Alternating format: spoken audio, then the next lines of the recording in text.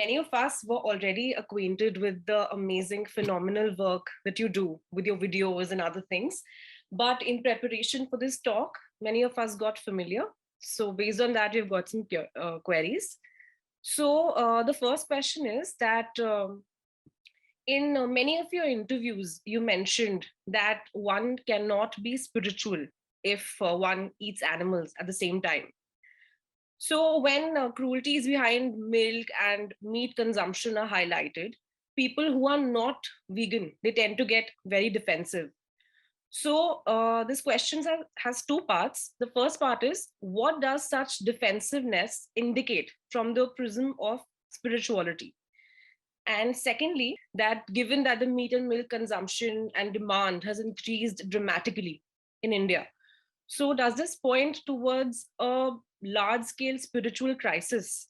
And if so, what kind of an approach can be taken while talking to people about animal cruelty and also veganism? This was Sunaina's question. See, it's a bit of a tricky affair to introduce the fact of animal cruelty to someone without alleging or insinuating that the person is some kind of a criminal. So one has to be sensitive to the response of the listener. And to be fair, education or awareness towards such things is pretty low. So if the person has not yet known of these things, he or she can be extended some benefit of doubt. It is possible that the person never had the opportunity to be educated in that regard. Vegans sometimes exhibit a holier than thou kind of attitude, an aggression that is counterproductive. Even I am guilty of that. I've seen that. But when you look at someone who comes from a meat-eating family, or the traditional kind of Indian Vaishnav family where milk and kheer and dahi are a staple, then it comes as a shock to that person that milk involves cruelty. It's a totally alien and a disturbing concept. So it has to be brought out with due expertise. And that does not mean that you have to be especially trained in communicating these matters. Just that one has to be sensitive that the other person might not really know. Or even if he knows, it is his environment that has been too much on him. And so far it has been next to impossible for that person to quit all these food items or habits. So these things have to be gently brought out.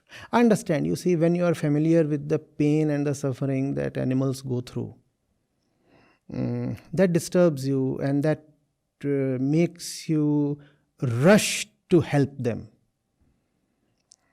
It becomes difficult to be gentle and patient and a little slow and measured. Right? Because you have just seen the hell that the goat or the cow or the buffalo have to go through. You are acquainted with that. So you are agitated. And when you see someone consuming meat, you almost want to slap them. I appreciate that feeling. But also look at that person. He might come from a family of generations of meat eaters. And when that fellow was 2 years of age, that was when he was served his first morsel of biryani or chicken piece or something. Right? So it's almost flowing in his veins now. He has to be a bit gently weaned away from all that. right? So, so one has to be relentlessly at it. The bombardment on social media has to be um, incessant. But when it comes to personal confrontation, one has to remember that the objective is not to shame the other. The objective is to help the animal. Just shaming the other won't help. In fact, it is possible that the other becomes aggressive in his defense. And that aggression might mean that he says that not only do I continue to eat, but I'll actually consume flesh in double the quantity. As some kind of signal of childish defiance. People do that. So it's a tricky thing. We want to rush, but we'll have to rush gently. That's something I'm not only telling you, that's something that I remind myself often, because I too want to rush. I want this whole cruelty to come to an absolute end right now. But that's not how it can happen. So one has to gently rush.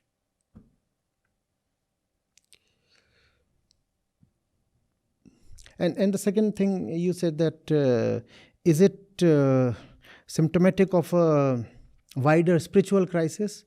Of course it is. Of course it is. Of course it is. The very philosophy of life has gone all wrong. We have been told that individual happiness is the purpose of life.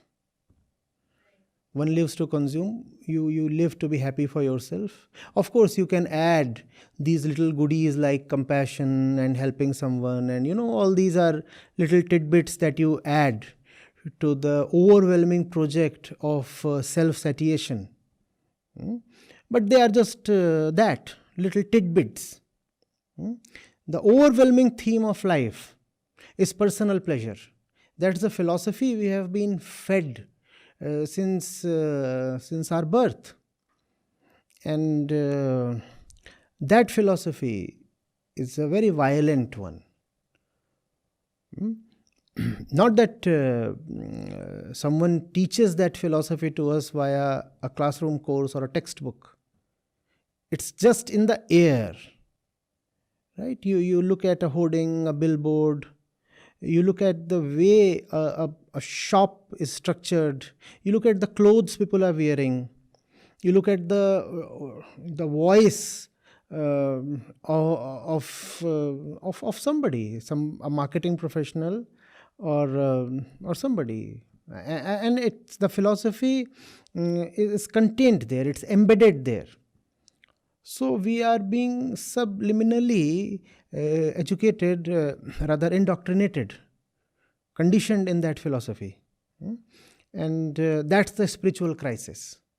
See, spirituality is basically, simply about realizing who you are.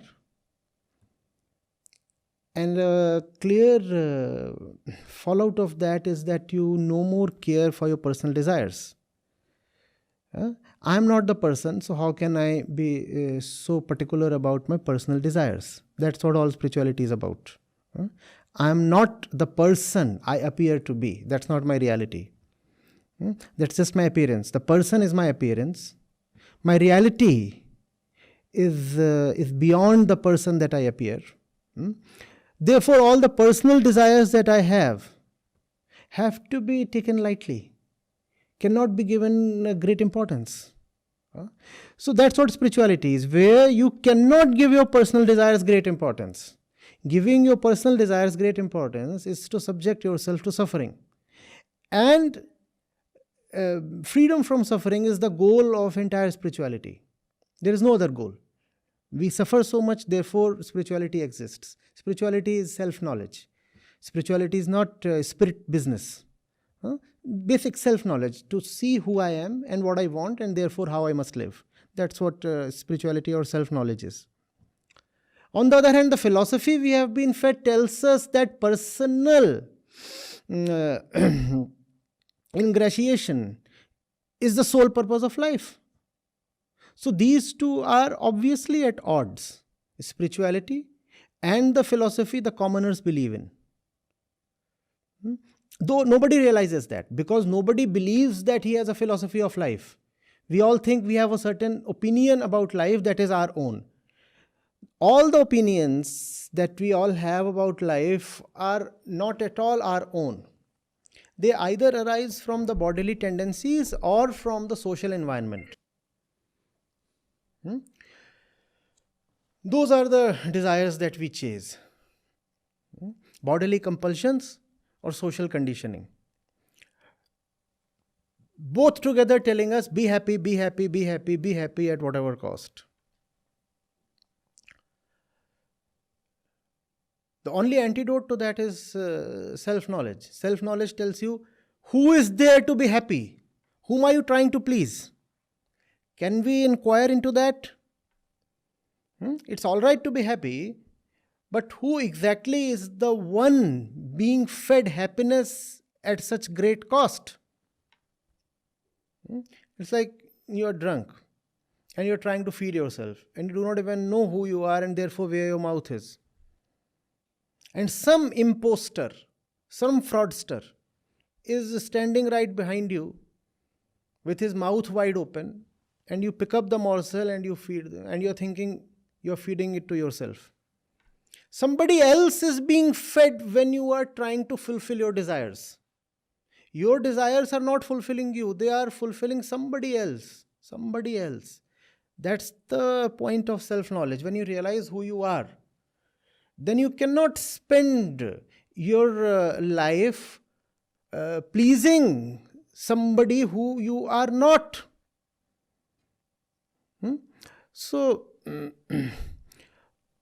know what that means, all of that?